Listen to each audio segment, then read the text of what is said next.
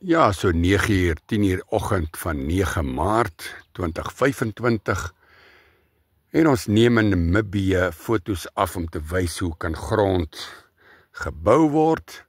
Waar is die beginsel van grondbou is dat jy moet onder die grond dink om dit te bestuur.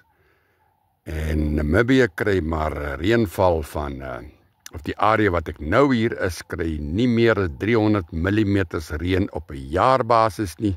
Hy het nou al so min of meer 250 mm reën gekry. Hy mag vanjaar dalk na 350 of 400 mm toe gaan, want ons weste kant van Namibië, die woestynagtige kant, kry vanjaar 'n bietjie meer reën. En ons is dankbaar daarvoor, want dit was 3 jaar bitterlik droog in die area. Maar wat is belangrik om te onthou of te weet, is dat groot reëns kom altyd na groot droogtes. En as grond nie voorberei word nie, wat 'n moeilike saak is, want die boer moet boer.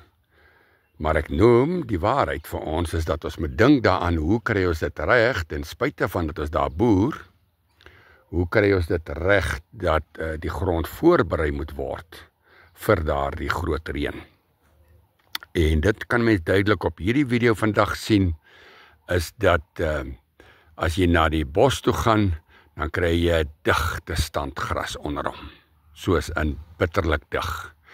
En as jy kyk na hierdie area spesifiek, is dit groot bome en hulle staan so plus minus 7, 8 tot 10 meter uit mekaar uit, en hulle het geen invloed op hierdie digte standgras of op die gras dan nou nie.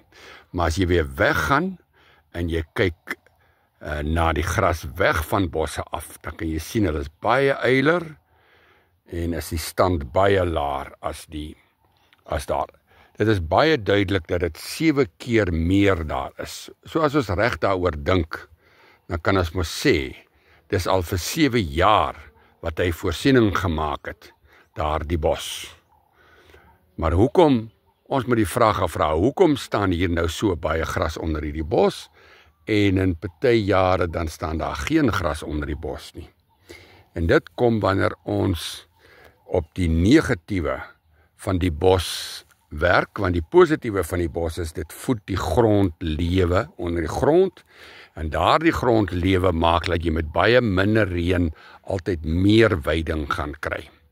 En dis belangrik dat ons dit weet, is dat as ons die grondlewe meer maak onder die grond, dan kan jy altyd met minder reën, of dan wil ek sê met dieselfde reën, gaan ons dan al hoe meer veiding kan bewerkstellig. Ja, so met ander woorde, ons moet baie versigtig wees om die bos die skuld te gee. Ons moet meer na ons veiding bestuur gaan kyk, hoe ons dit bestuur, en dan sal ons weet waarom daar so min groei. Ja, hier het nou 'n ertjieplantjie opgekom, en dit beteken hierdie grond het nie stikstof in nie. En daarom lyk hy so. So ja, hier kan ons wys dat die bosse kan maar groot wees, maar die bosse moet nie teen mekaar staan nie. En 'n meter van tussen 8 meter en 10 meter uit mekaar uit is heeltemal voldoende in balans.